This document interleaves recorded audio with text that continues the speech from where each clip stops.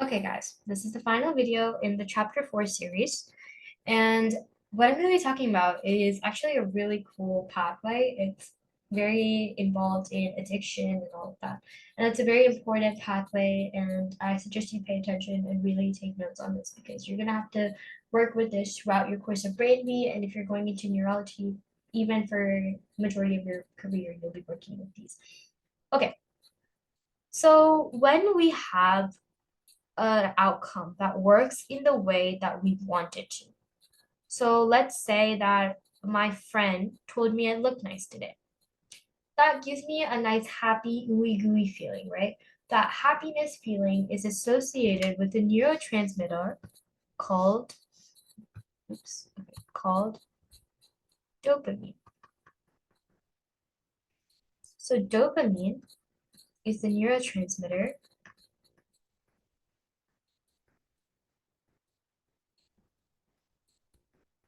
associated with pleasure, right? So whenever something like if say I do well on a test, I feel super happy. The reason is because you get a rush of dopamine, seeing that you got what you wanted. So dopamine is the main actor on your reward pathway, which is consistent of the hippocampus. Oh, sorry, let me just underline it. Which is consistent of your hippocampus, which is your memory center, amygdala, which is your emotion center, your prefrontal cortex, which is your executive decision. Okay. So your hippocampus is memory, your amygdala is emotion, your prefrontal cortex is decision. Decision. Oops, decision slash executive function.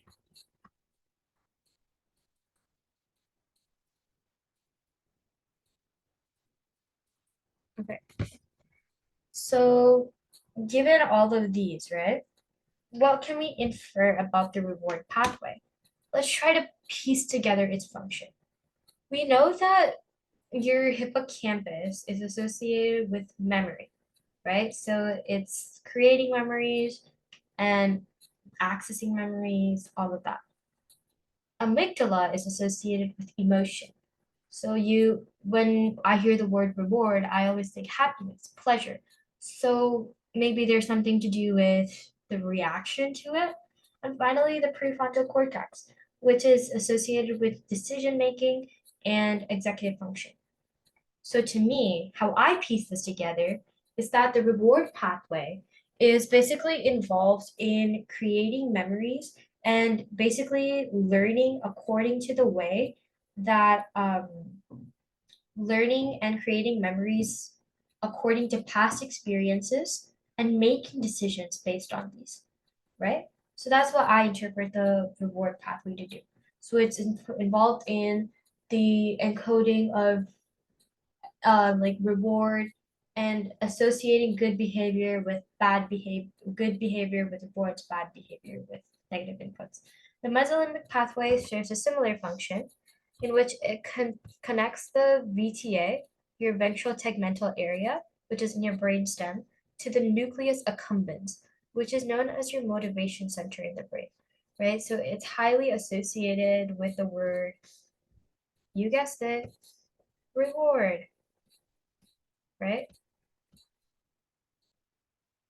So the nucleus accumbens like your reward center, it's motivating you, and your ventral tegmental area. It connects it, and basically it helps you understand the context of the awards. It makes sense of the situation you got the awards in. It makes sense of the reward.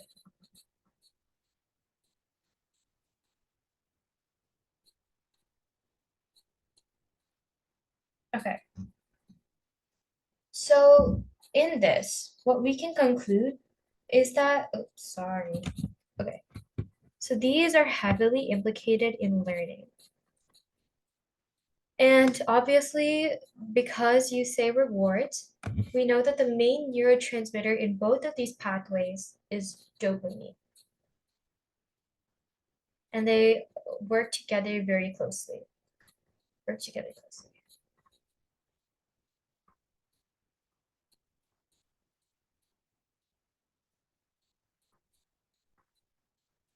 Okay. So now what we're gonna talk about is how learning occurs, right? So learning, what we'd assume is that okay, if something happens and if I do something and the result of that is good, the dopamine will be released, and that's how we learn, right? Actually, this is only partially true. Learning doesn't happen because of the dopamine released. It happens because of the expectation of dopamine being released. So, for example, I have a set activity that I wanted to do. So, like, I have a new strategy of studying for a test, new test study strategy.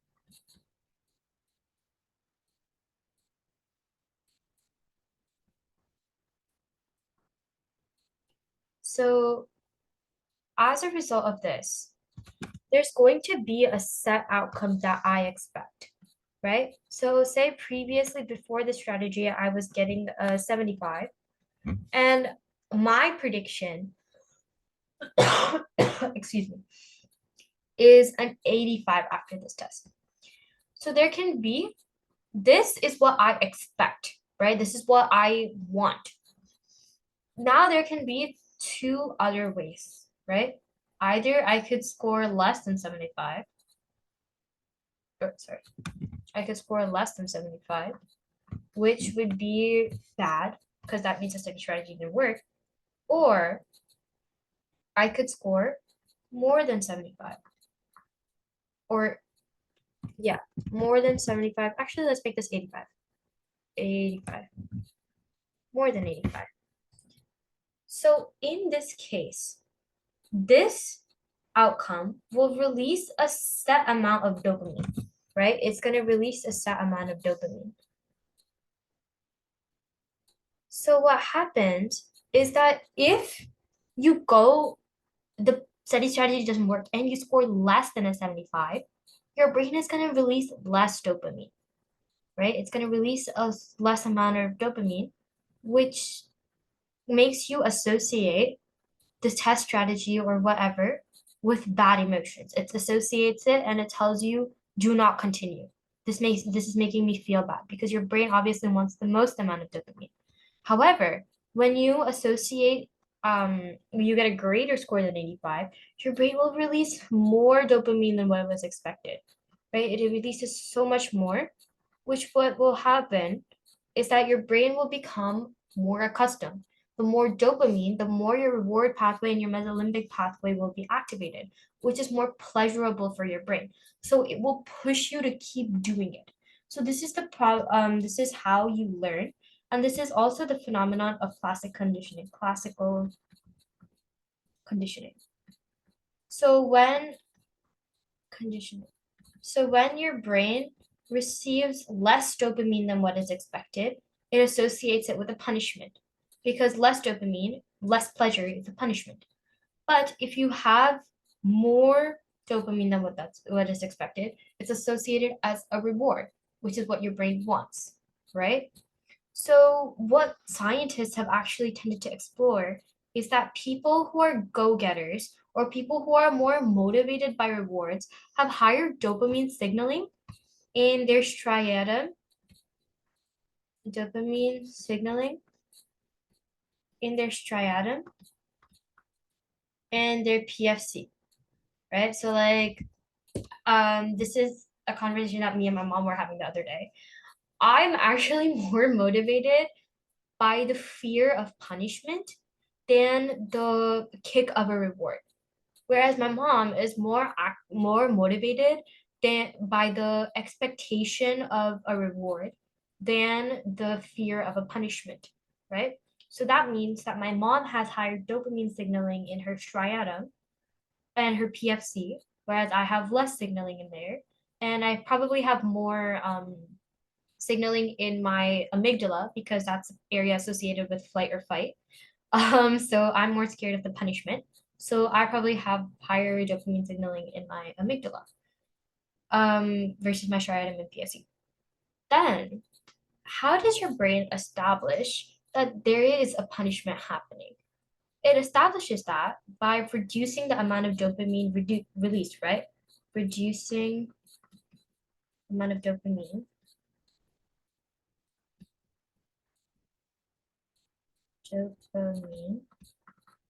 released, right?